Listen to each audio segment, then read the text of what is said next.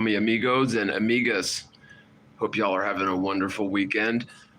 John TheMorgile here, checking in for a NASA news stream for you. Got a few things I wanted to review with you guys, and it's always fun to look into the dubious and deceptive shenanigans of NASA and SpaceX and all the other usual suspects. So appreciate y'all joining me today. Very chilly weather out there today. And before I get into anything, just give us a big old thumbs up if you can hear me and see me loud and clear. I would appreciate that. And Raja Mack in the house. What's up, buddy? 10 p.m. over there in Scotland. All right, man. All the way over there, huh? It's getting late. I appreciate you hanging out with me, man. I'll try not to put you to sleep. All right, the Roach, appreciate you. Is that Roche or Roach? I guess it's like the roofie, Roche. All right, what's up, Ryan S? Hey, everybody. All right. So I guess before we get into any of the articles, a lot is going on with NASA, but none of the stuff that we really want to hear, which would be like them, admitting to lying for decades and announcing to the world that they're going to be ceasing operations and giving their annual budget over to something sensible. That's not happened yet, so we'll see how that goes. We can always hope, right? But we've been collectively, the Flat Earth movement has been collectively hammering NASA pretty hard. And so it seems like in response, they just have to keep the, they have to keep tugging at the heartstrings, and they have to keep the 24-hour news cycle, 7-day-a-week news cycle, constantly like pipelined with stuff that they've got planned in the works. Because, let's face it, when you are budgeted over $20 billion a year and really accomplish not a whole lot when it comes to tangible, human beneficial technologies and that sort of thing, there isn't a lot of that sort of thing coming from NASA, right? And so what I mean is, so like for all the money that we spend to keep these lying Freemasons pretending to be in space, they have to give us something for that investment in tax dollars, right? And so it does appear that NASA, as an entity, is responsible for, coming out with some types of technologies. Okay, but that's definitely done, inventions and patents and that sort of thing. That's definitely done on the ground, on the physical plane of reality, by people who are not astronauts. Okay.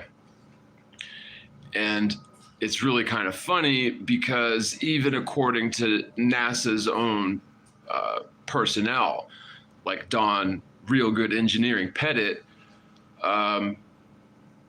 he was the first person to ever invent anything in space, which was that 0G coffee cup, right? Featured that in the last video that I put out.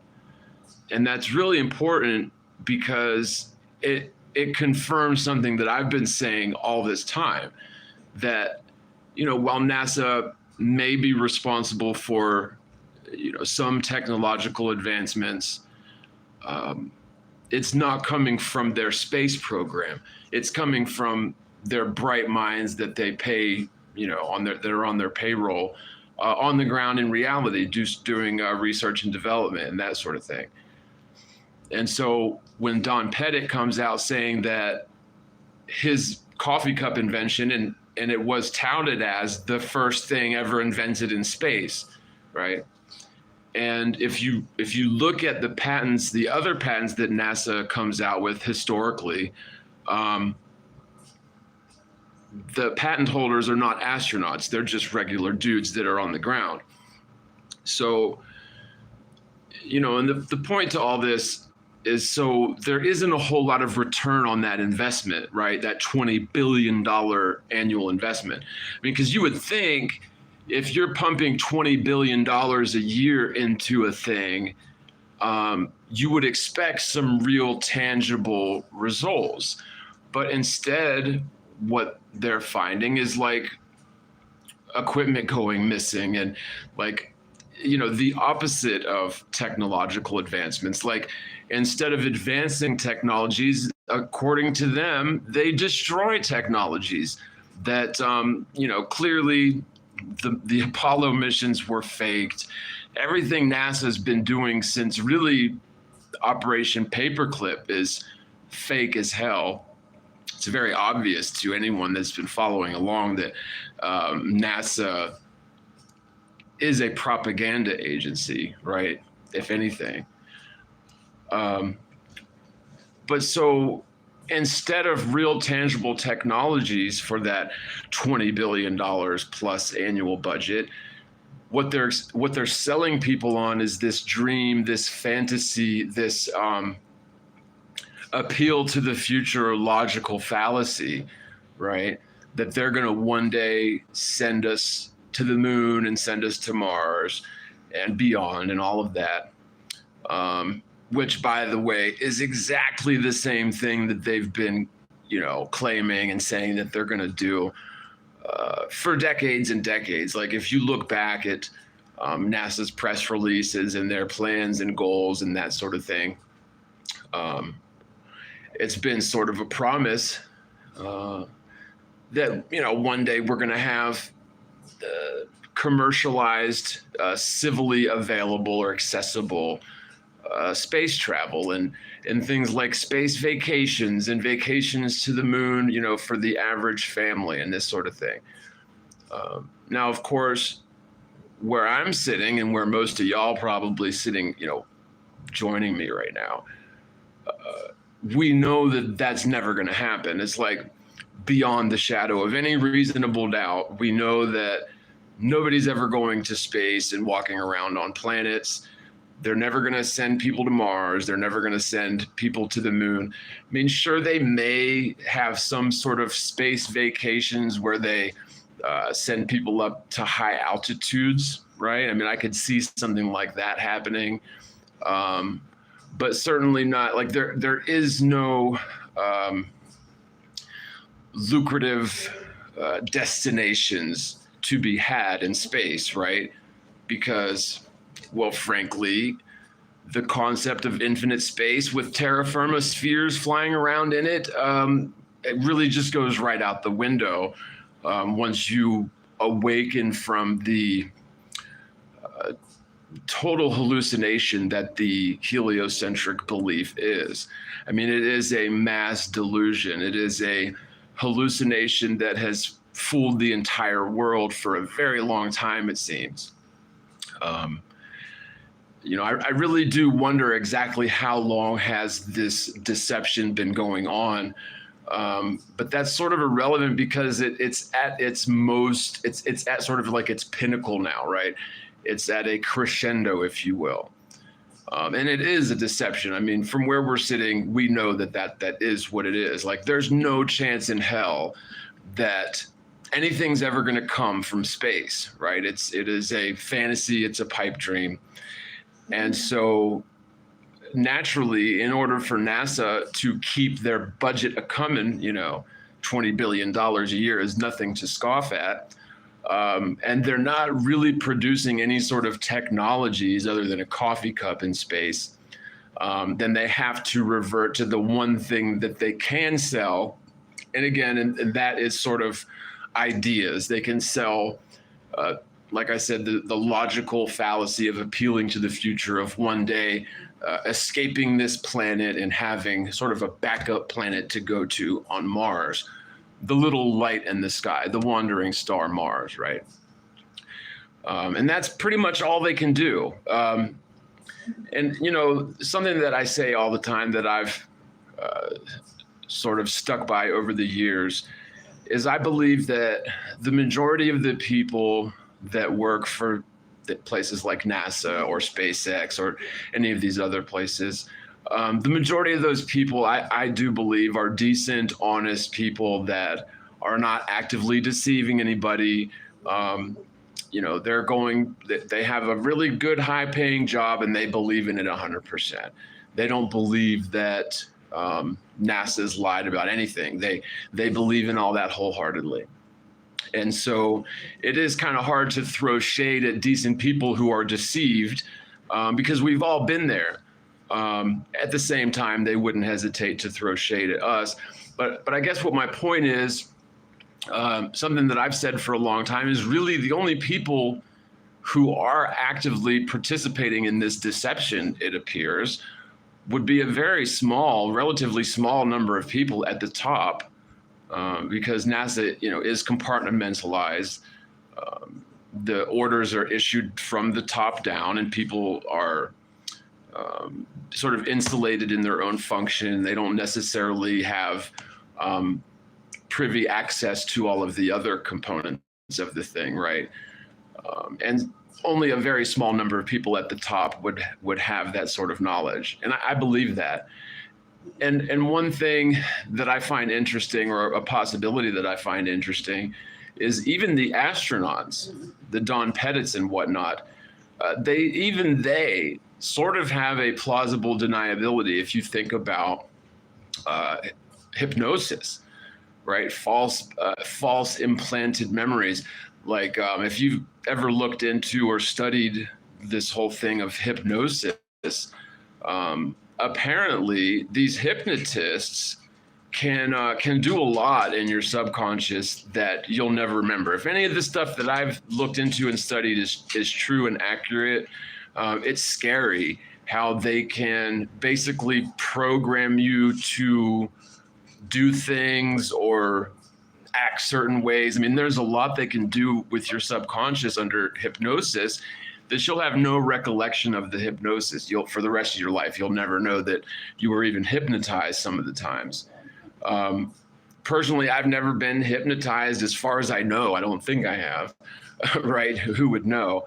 But I do believe that there's something to it. And so with that being said, it's entirely possible that especially after the results of the press conference of the first Apollo astronauts who came back and lied their asses off on stage for like an hour. You guys all seen that, right?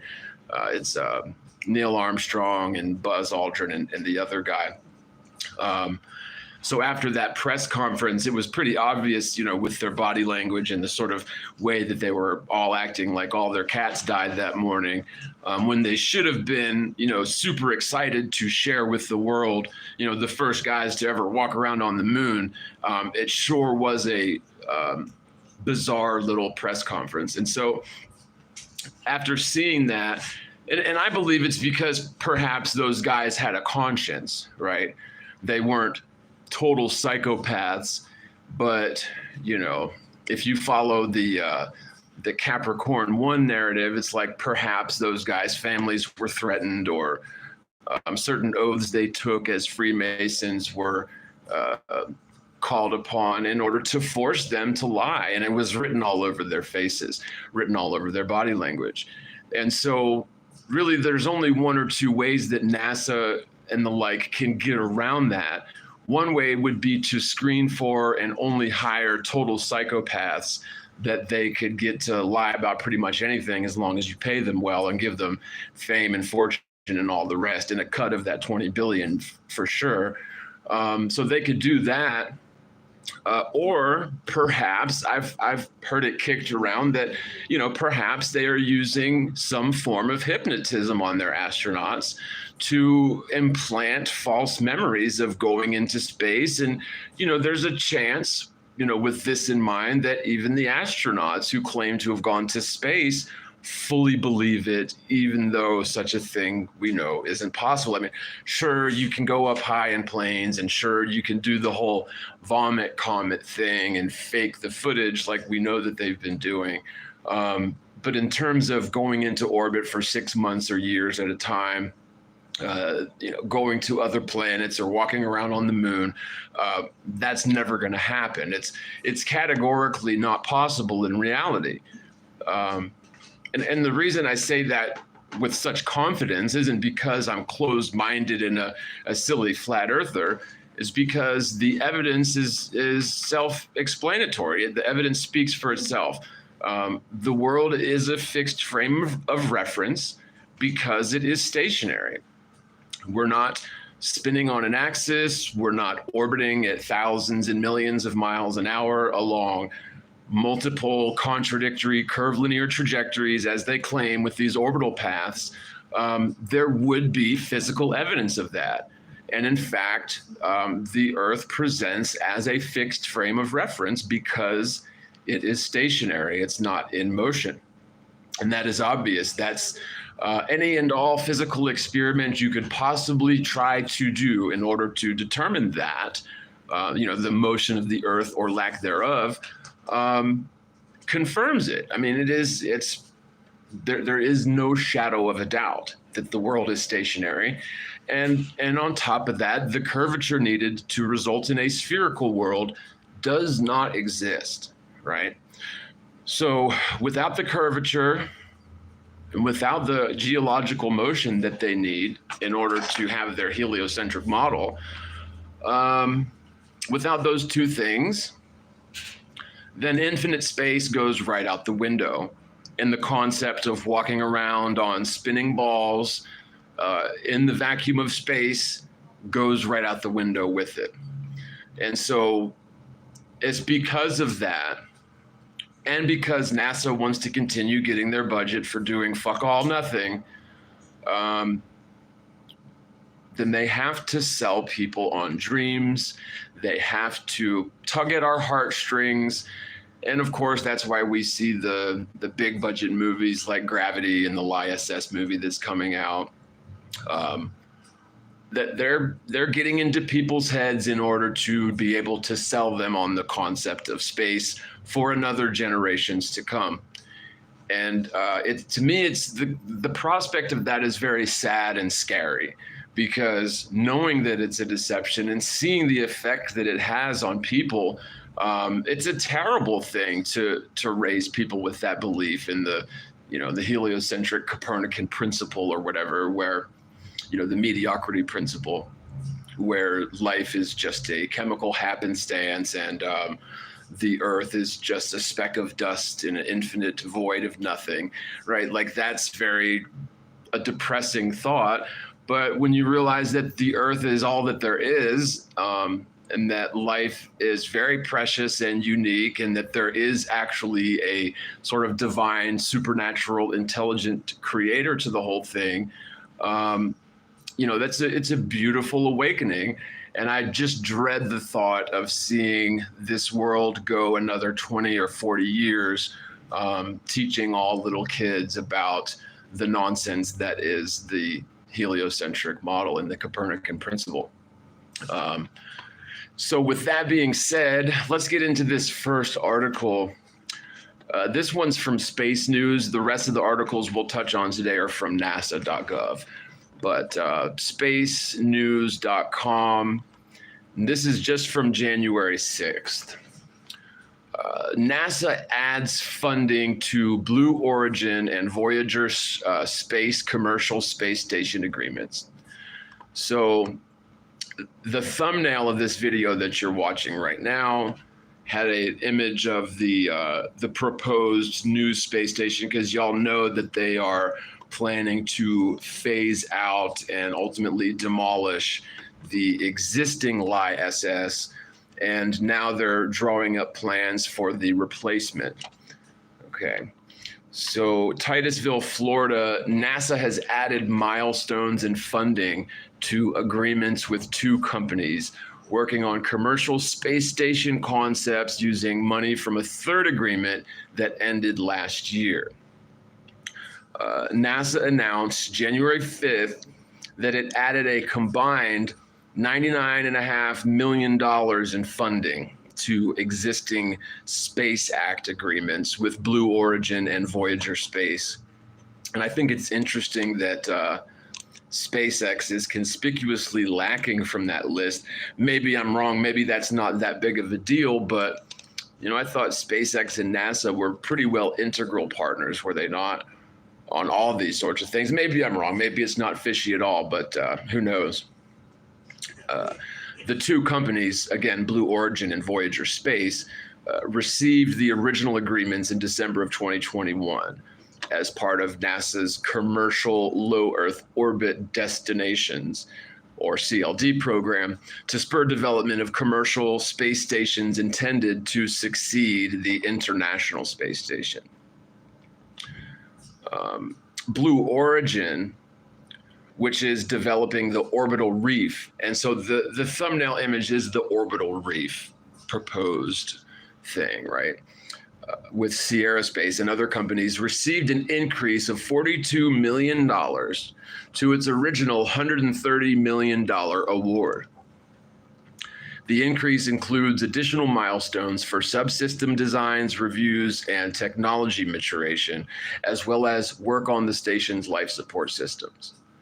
You know, and I just got to say, that is a lot of money to be just dumping at companies that are going to ultimately build a space station or design a space station that will definitely never truly exist as they claim it's going to. And again, I'm sure that money does change hands. And I'm sure that there are engineers and rocket scientists that are working tirelessly to design these things and even, you know, maybe even build them, maybe even strap them onto a rocket.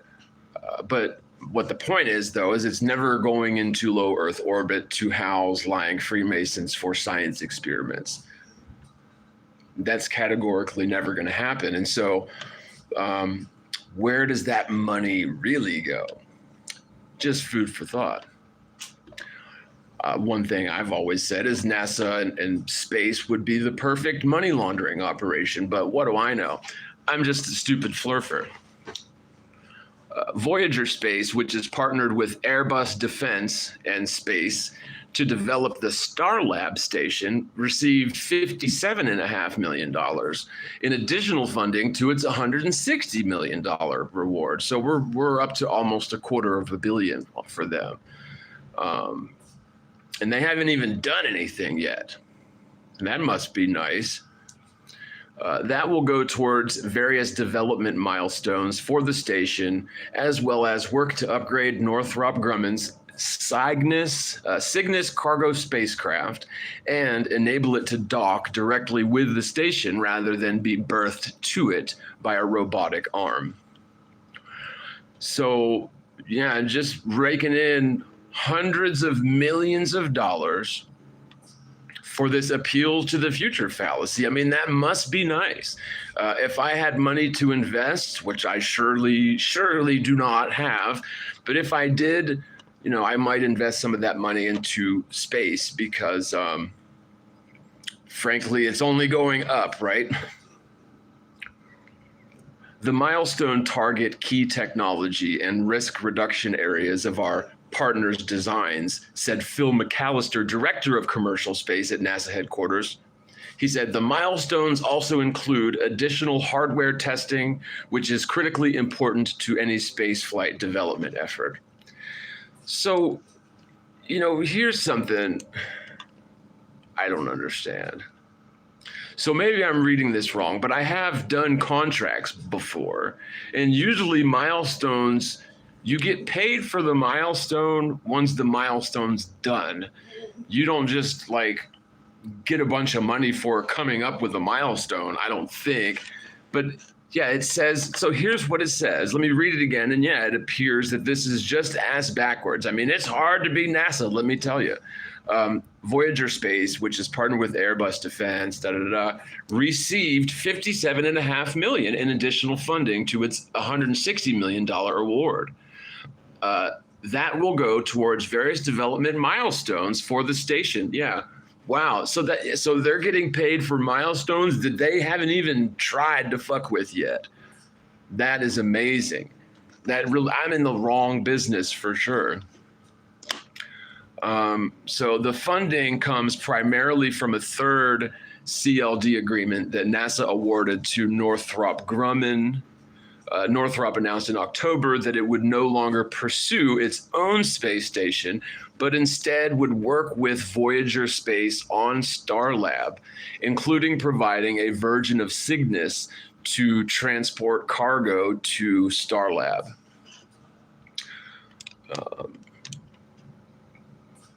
As part of that partnership, Northrop withdrew from its NASA CLD agreement. The agency stated in October it planned to reallocate the $89 million that had not been spent by Northrop on its $125 million award to other CLD providers. NASA said in the January 5th announcement, it combined that unused money with, quote, other program funding to reach the $99.5 million that it added to the Blue Origin and Voyager space agreements. Wow.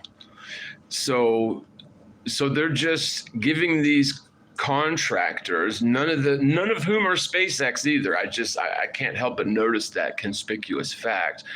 But just giving hundreds of millions of dollars to these contractors who haven't done anything yet. They just have ideas. I mean, it really, wow. NASA is also in discussions with Axiom Space, which has a separate contract with NASA to access a docking port on the LISS for commercial modules that will form the basis of a future standalone commercial space station. NASA said it is negotiating additional content for that contract with Axiom, details of which are still being finalized. What could we possibly do to stop these imbeciles? Like, I don't know, man. Like, that's a lot of money. And they act like it's just NASA's money to throw around willy-nilly. Is that or is that not taxpayer money? Like, that's our money, is it not? Thomas Sanders says, we need to fight them in the courts. Signatures. Who wouldn't sign their name? The system is going down. We're the power that makes this plane of inertia possible. Yeah, totally agreed. But good luck getting people to sign anything these days. Just anecdotally, and it doesn't mean much, but I put together a petition years back to abolish the Antarctic Treaty. And I think, I mean, a few hundred people signed it, but nowhere near like the 100,000 that you would need to get it actually noticed. Not that it would do anything necessarily, but it would be technically enough to do something, right? Although what's ever going to come of it? There's just too much money, too many vested interests of powerful, rather evil entities. Sean Broker says audit NASA. Yeah, well, and they have done that a little bit, and the little bits of auditing that they've done for NASA, they've found shit comes up missing, wouldn't you know?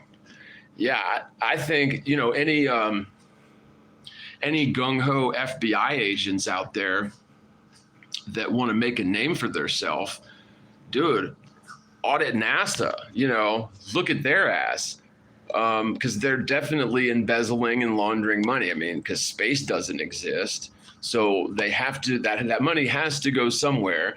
There has to be a paper trail for, that's how money is, right?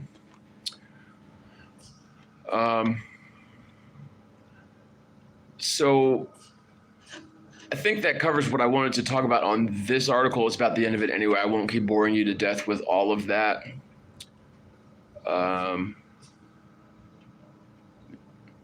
Yeah, so there continue to be concerns, though, about the ability of companies to develop commercial space stations by the end of the decade. At a NASA advisory committee meeting November 20th, McAllister acknowledged the possibility of a short-term gap between the ISS, the LISS, and commercial stations if those commercial stations are not ready by the end of the decade and the LISS is not extended. So yeah, they're kicking this can out into, so we're not going to reap the benefits of these hundreds of millions of dollars until like 2030, maybe even into 2040.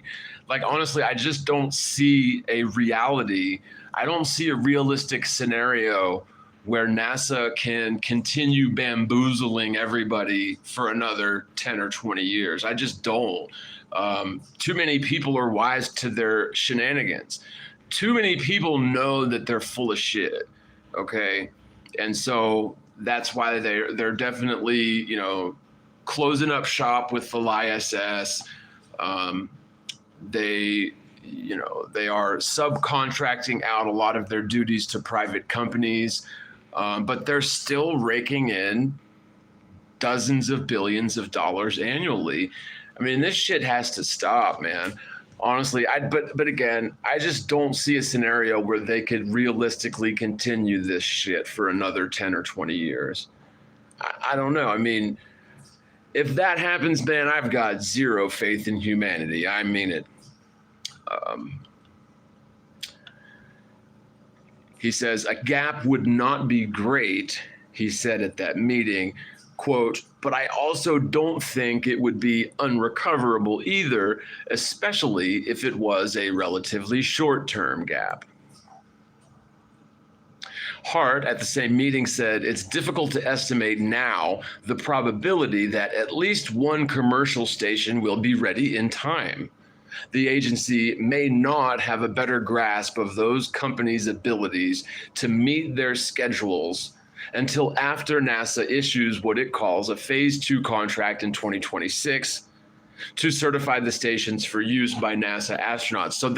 So I mean, honestly, y'all, maybe what we should do is just start a business contracting for NASA.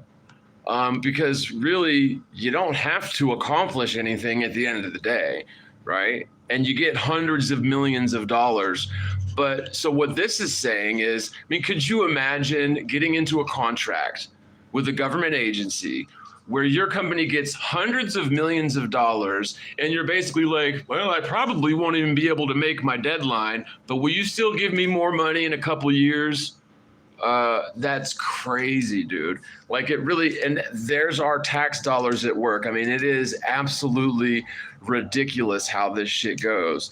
But yeah, these companies are just getting hundreds of millions of dollars to design, you know, like components that are going to be commercial components for the space station, going into the contract saying we probably won't even make our deadlines. And then they're going to expect more money in 2026 for the Phase 2 of the contracts. I mean, it's absolutely fucking insane. That's like driving my blood pressure way up, and I don't need any more of that article because it really upsets me, dude. And again, and I'm sure that the people who work at what was the places called Blue Origin and Voyager Space, I'm sure they're great people. I'm sure, you know, they're deceived like everybody else. But at the end of the day, man, like I said, I'm in the wrong business. It would be very nice to get hundreds of millions of dollars for doing fuck all nothing. And then more money later when you tell them that you're not even going to make your deadlines. Hi, Mikey Smith, horizontally opposed. Okay, so we'll end that article. In NASA news, so these next couple articles are going to be from NASA themselves. I thought this was fairly hubris and fairly callous of NASA. NASA invites public to send their names aboard the Artemis robotic moon rover. NASA is inviting people to send their names to the surface of the moon, or to the surface of the moon, aboard the agency's first robotic lunar rover, Viper. Wait a minute. Am I reading this wrong? Okay, so NASA is inviting people to send their names to the surface of the moon aboard the agency's first robotic lunar rover, Viper. But wait a minute, what happened to the other several robotic lunar rovers that they had out there, man? I saw CGI movies about it like over a decade ago on Discovery Channel. What are they talking about? So this is now like their third or fourth first lunar rover ever? Wow. So it's called Viper. short for, oh, it's an anagram. So let's see if the anagram guy earned his paycheck on this one. Volatiles Investigating Polar Exploration Rover. Viper. I mean, it spells Viper, but it doesn't make any sense. Honestly, I think we need to fire the anagram guy and put me in that job. I'll come up with way better anagrams than that. If I can come up with better anagrams than that, will NASA pay me? I'll even stop doing flat Earth videos and stop making fun of NASA. Yeah. Volatiles Investigating Polar Exploration Rover. What the hell is volatile supposed to mean? I don't know, man. But that's what it is, Viper. The rover, the first ever lunar rover of NASA's, will embark on a mission to the lunar South Pole to unravel the mysteries of the moon's water and better understand the environment where NASA plans to land the first woman and the first person of color under its Artemis program. They have to say that, right? And next time they're going to launch their first ever transgender green frog from the cannabis family, right? I mean, whatever, dude. Because, you know, it's bad enough that they had to fake the moon landings by sending lying Freemasons. Now they got to send the first woman and the first person of color to lie about going to the moon too. Race baiting much, NASA? I mean, that is so like, and I can't stand how like low-key racist these freaking companies are, man. They just had to get that in there. The first woman and the first person of color on the moon. Yeah, but they're still going to be liars for sure. Yeah, right. The first gay horny toad on the moon is so funny. Anyway, you can add your name to go into this rover at nasa.gov/send-your-name-with-viper. So nasa.gov/send your name with Viper with dashes in between send your name with, right? The site also enables participants to create and download a virtual souvenir, a boarding pass to the Viper mission featuring their name to commemorate the experience. That is so fucking stupid. I'm sorry. That's lame as hell. But, you know, that's what you get for sending a bunch of idiots $20 billion a year. You get generic little fucking sweepstakes like that. Send your name with Viper. How fucking stupid. I'm sorry. I will stop cussing, but God almighty. Quote, with Viper, we're going to study and explore parts of the moon's surface no one has ever been to before. Right? As if people just go to the moon all the time and have been all over the damn place before. What a fucking... And with his campaign, we're inviting the world to be a part of that risky yet rewarding journey. So this is what I'm talking about, though, by tugging at people's heartstrings. So they're going to convince, you know, however many, a handful of people that they're going to actually put their name on like a card or something. I don't know, a little printout of their name onto this rover on Mars, so that every time people look at the disk of the moon, they'll think, oh, there's a little, my name's on there, up there somewhere. Now, of course, hold on, go ahead. You good? Yep. So, of course, all of this is in the realm of not falsifiable. So there is no falsifiability to anything that NASA does. So isn't that just so hubris and callous of them to trick these gullible globetards into actually thinking that they're sending their names on this rover to Mars? I mean, it is, when you think about it, and you know, maybe it's just some soccer mom that works at NASA that's getting paid way too much to come up with stupid shit like that, put people's names in the rover. But to me, it's more of a callous sort of like a propaganda stunt, right? Because when people are, the more people that you can get psychologically and emotionally invested into this lie, this deception of them going to the moon, the more it solidifies that deception in people's minds. And so, I mean, I guess I see why they would do that. Or maybe it's just like I said, maybe it's just a soccer mom working for NASA coming up with stupid stuff like that. But am I wrong? Does that just seem very callous for them to do that? I don't know. The campaign is like other NASA projects that have enabled tens of millions of people to send their names to ride along with the Artemis 1, several Mars spacecraft, and the agency's upcoming Europa Clipper mission. It draws from the agency's long tradition of shipping inspirational messages on spacecraft that have explored our solar system and beyond. And see, that's what it is. They're selling dreams. I mean, it's no coincidence that Walt Disney and former Nazi Wernher von Braun, founder of NASA, were integral partners. I mean, they worked hand in hand to create space porn and space propaganda since the 1950s and 60s, man. They've been at this for a very long time.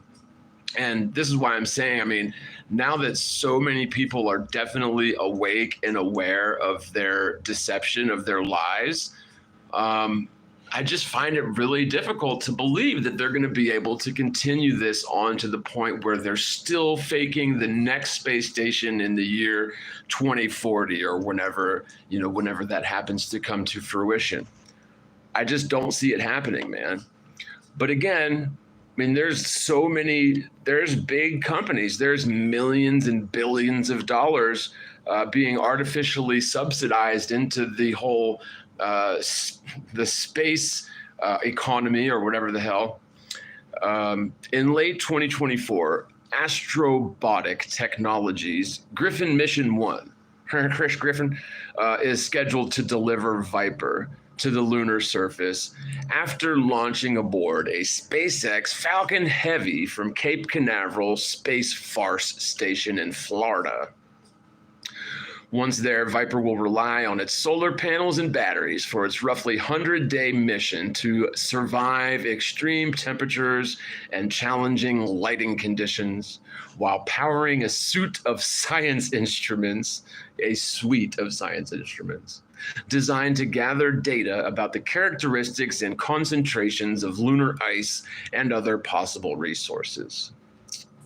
So I guess they're going to be using the SpaceX Falcon Heavy. But I think that's an odd way to phrase that.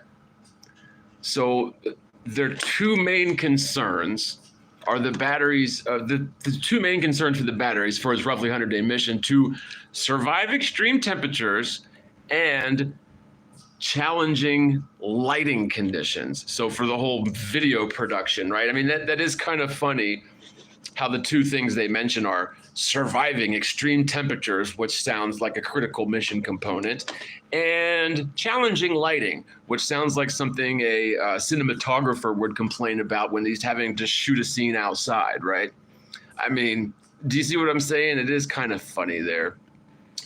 NASA's Viper delivery is part of its CLPS, Commercial Lunar Payload Services. That doesn't rhyme or anything. Their anagram guy needs to be fired.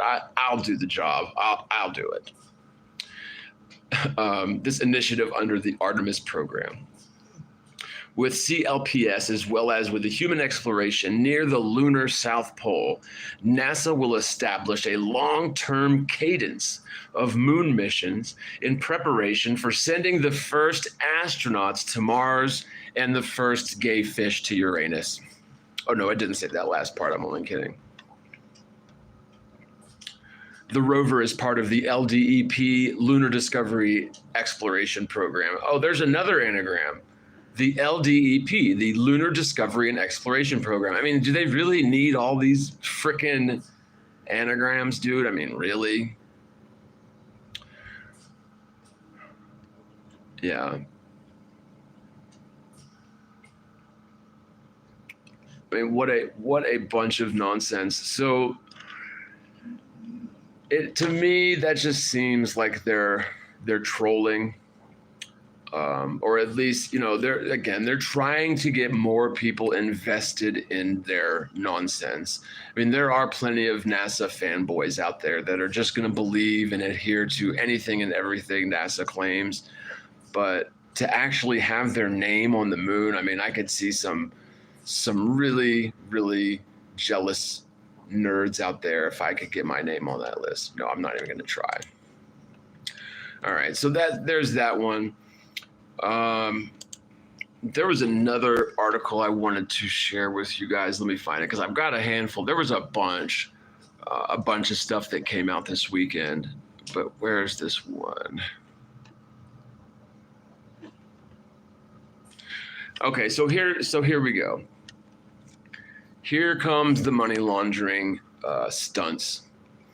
So this is also from NASA.gov. NASA sending 5 payloads to the moon on Astrobotic's Peregrine lander.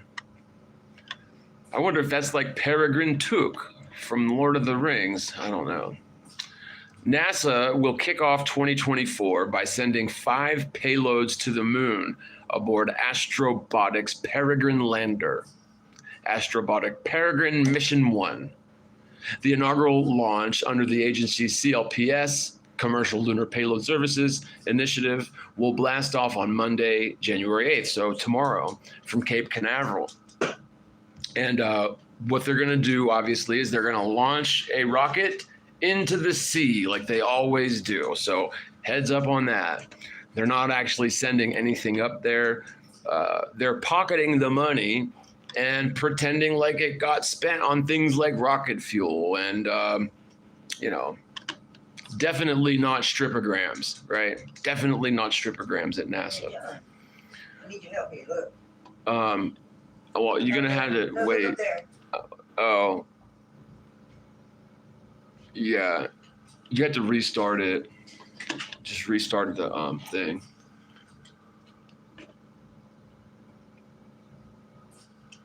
The suite of NASA payloads aboard Peregrine Took 1 will aim to locate water molecules on the moon, measure radiation gas around the lander, and evaluate the lunar exosphere, the thin layer of gas on the moon's surface.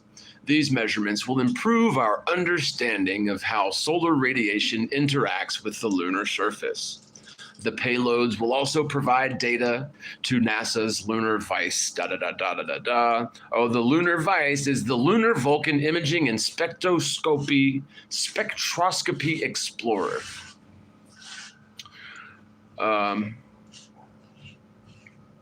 Yeah.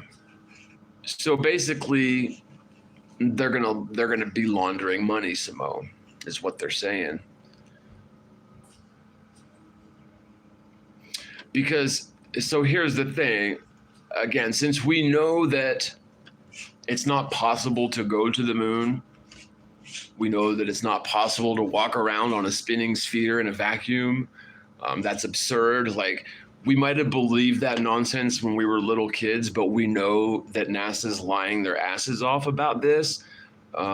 They have to still spend that $20 billion annually on something. So they're going to pretend to send up these 5 payloads up to the moon. But really, they're just going to launch a rocket. They're just going to launch a rocket into the sea, man. That's all they're doing. The 5 payloads aboard Astrobotic's Peregrine 1 lander include the following. First, the LETS. God, these anagrams. Okay, so the LETS, the Linear Energy Transfer Spectrometer. That payload is a radiation monitor derived from heritage hardware flown on Orion Exploration Flight Test 1 in 2014. LETS will collect data on the lunar radiation environment and demonstrate the capabilities of the radiation monitors themselves on the lunar surface. LETS units also were flown as biosentinel payloads aboard Artemis and aboard the International Space Station, the ISS. LETS uses the same core technology as the Hybrid Electric Radiation Assessor System, the primary radiation monitor on Artemis missions. Payload Principal Investigator Dr. Edward Siemens, NASA Johnson Space Center. Wow. Well, that was a whole lot of word salad, wasn't it? I mean, talk about a paragraph of not saying frickin' anything, right?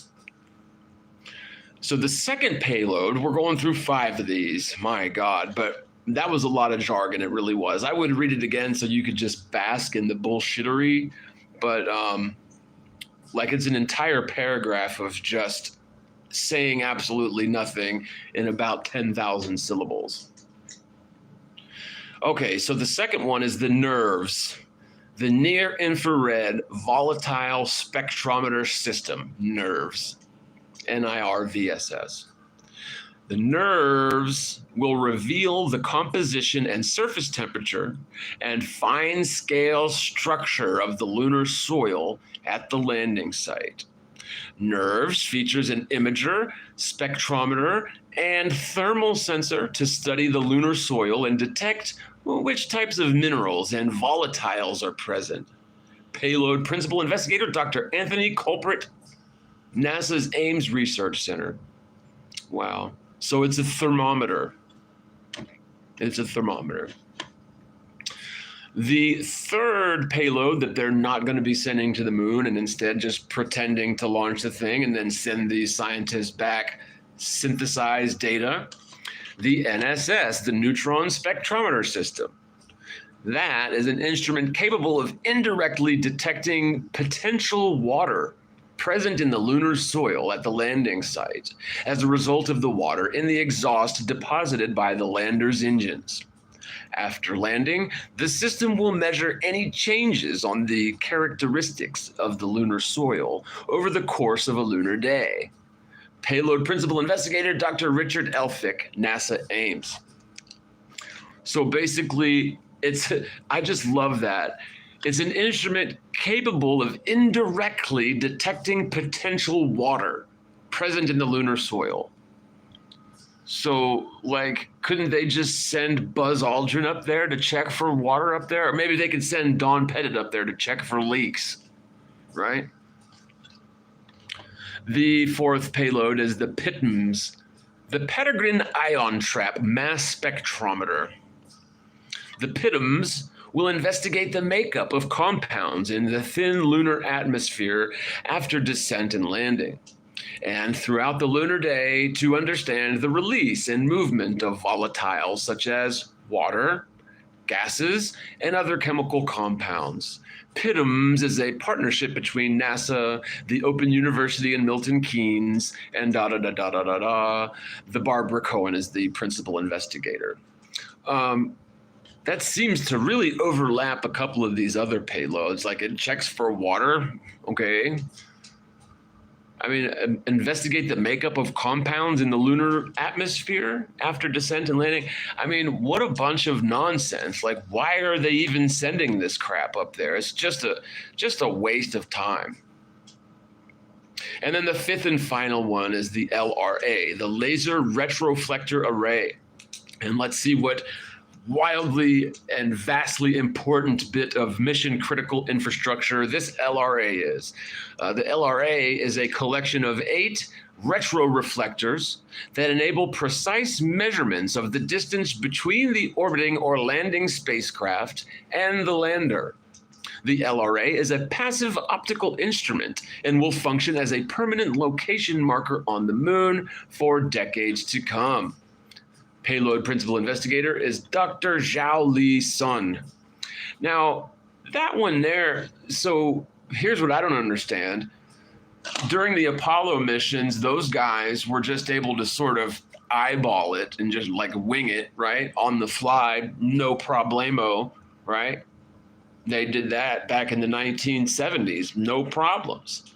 They didn't need a LRA, Laser Retroreflector Array, in order to figure out how far the frickin' orbiter was. They just eyeballed it, dude, because those guys were good. But really, so these 5 payloads, it doesn't say how much all this nonsense cost. But I would venture to guess that it is in the billions and billions of dollars. And what my point is, none of this stuff is actually going to the moon, kids. They're lying. They're just making this stuff up in order to justify their $20 billion annual budget. But at least that isn't as callous as pretending like they're going to put your name on the Lunar rover, right? Or the Mars rover or whatever. Okay. I think there was one more that I definitely wanted to cover.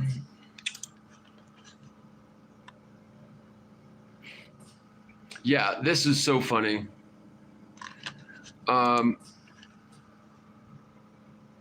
Yeah, okay. So this is funny to me. So this is from NASA.gov, and the headline of this article is "Experience the launch of NASA's SpaceX Crew 8 mission." Okay, and the article goes right into a pitch.